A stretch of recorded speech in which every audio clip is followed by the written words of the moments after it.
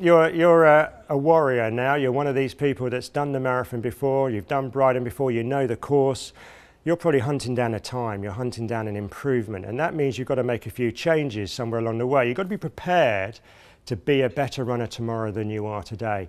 And that really means have a look at the training you've done before, see what worked for you, and it's time to layer on now more of the right things. I've mentioned before to beginners that you would still be doing a long run, some threshold running, you'd perhaps be doing a marathon pace run in a week, and so on. Well, as a person that's more performance orientated, your long runs have now got to really start to take shape and include marathon pace work in the last 10 weeks. And that marathon pace work needs to be cleverly inserted. So have a look at our improvers, experience training plans on the marathon website for Brighton. Have a look at perhaps runs like 2.5 hours long with the last 45 minutes to 60 minutes building up to marathon pace. If you want to run 4 hours for the marathon or 3:59, that last hour, that last 45 minutes is run at 3:59 pace, with the first hour or so, first hour and a half, run perhaps a minute a mile almost slower.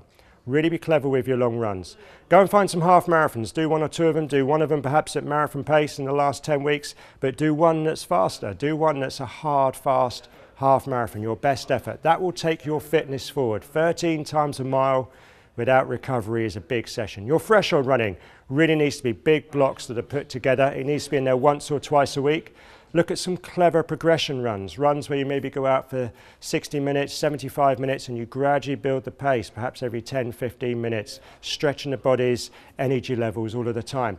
Maybe get in with some faster runners, some runners from the local club, friends of yours. Go and do some harder sessions. Go and do some 800 meter reps, some K reps. Maybe go and do some 400s, lots of them in the final 6 weeks. Sessions that are going to sharpen you up and boost your VO2 max. They're all on the training plan once again. Race day, taper well in the last 2 weeks. Remember the training you've done. Still ease into the first few miles, but then you hit your target pace you've trained for, your experience. Don't go faster. Don't be tempted. Hold it there. I would suggest you do the first 10K a fraction slower almost than your planned marathon pace because you're easing into it. Middle 20K is spot on the money. That middle 20K, you are right on your marathon pace. No faster, no slower. You're feeling good. You're doing your gels every 30 minutes. You're right in the zone. Get to 30K.